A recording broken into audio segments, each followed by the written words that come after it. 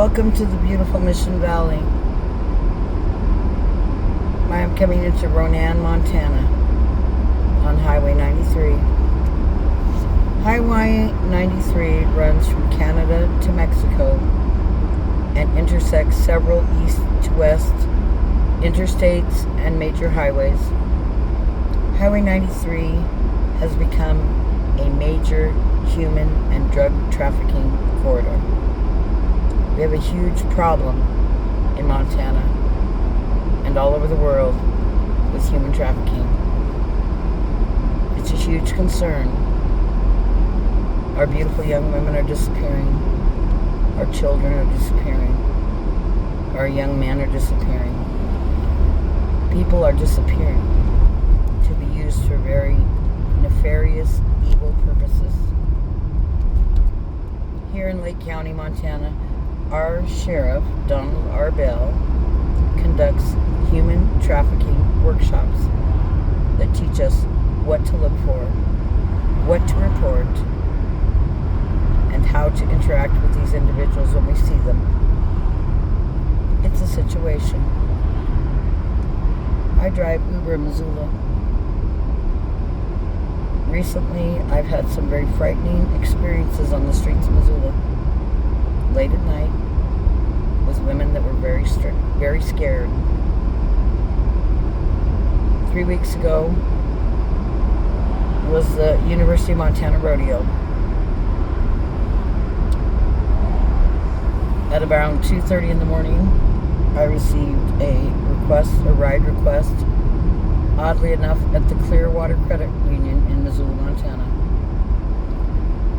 The Uber and Lyft apps show a human, a little blue person on the Uber app, a little yellow person on the Lyft app, that indicate where the rider is standing to be picked up.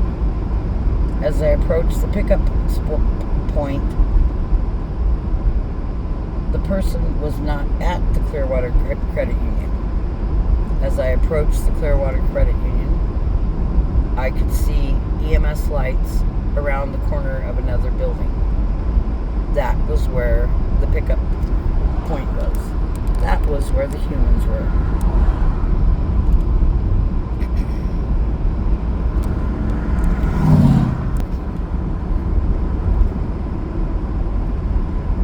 I pulled around and wove through the EMS lights to pick up the passengers. They were two women. Two very scared women. Two very scared women. One was hysterical. The other, her eyes were wide and frightened. When they got in my back seat, the hysteria began. Are we being followed? Sobbing, crying. Please, just get us to our hotel. Do I need to take you to the hospital? I asked them. Are you injured? It was a big accident in a 25-mile-an-hour zone. One car was smashed. The other one was in the ditch with the wheel off. It was a huge accident. High-speed accident in a 25-mile-an-hour zone with 5 EMS vehicles there. Please just take us to our hotel. Please, please. Are we being followed? The hysterical woman continued to rant. I said, please tell me what's going on. The calmer of the two said, we came in from Anaconda for the University of Montana Rodeo. After the rodeo, we went to the Sunrise Saloon to have a few drinks. While we were at the saloon, 2 men, they were dark-skinned, they were not Mexican or Hispanic, but they had foreign accents that we could not identify, were chatting us up, asking us what our phone number was, where we were staying.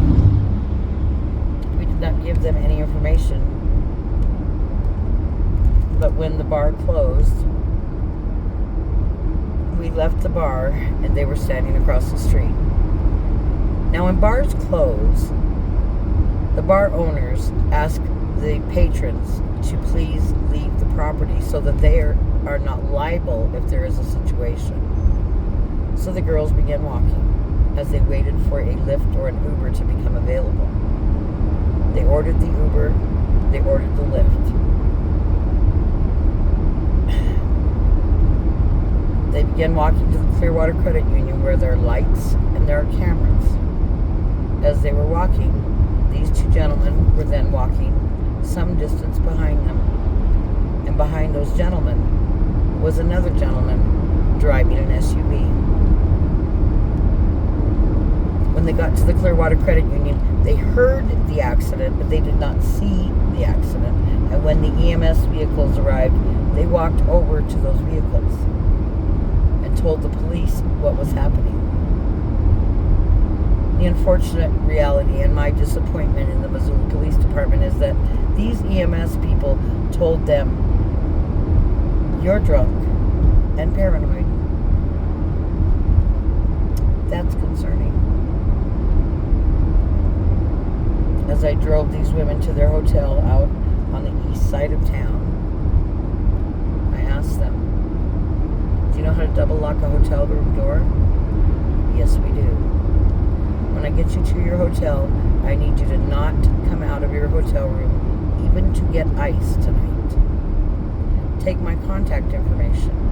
Should someone force themselves into your room, please dial my number, place the phone behind the TV so that I can hear what is going on and get you some help." They were very frightened. I was very concerned. That was Saturday night. The night prior to this, all over Missoula, there were pullovers and searches of panel trucks, panel vans, vehicles with no windows or blacked out windows.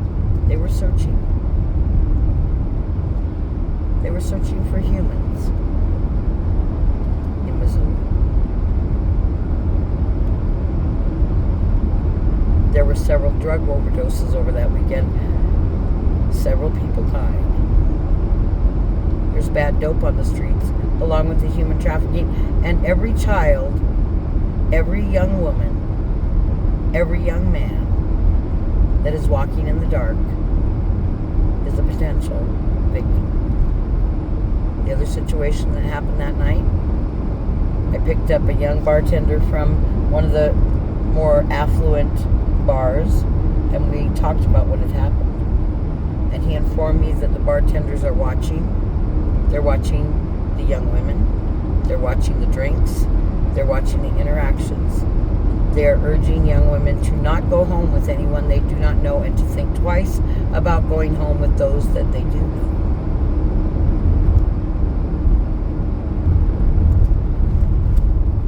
As I dropped this young man off up in an area called the Rattlesnake Canyon that diverges north of Missoula,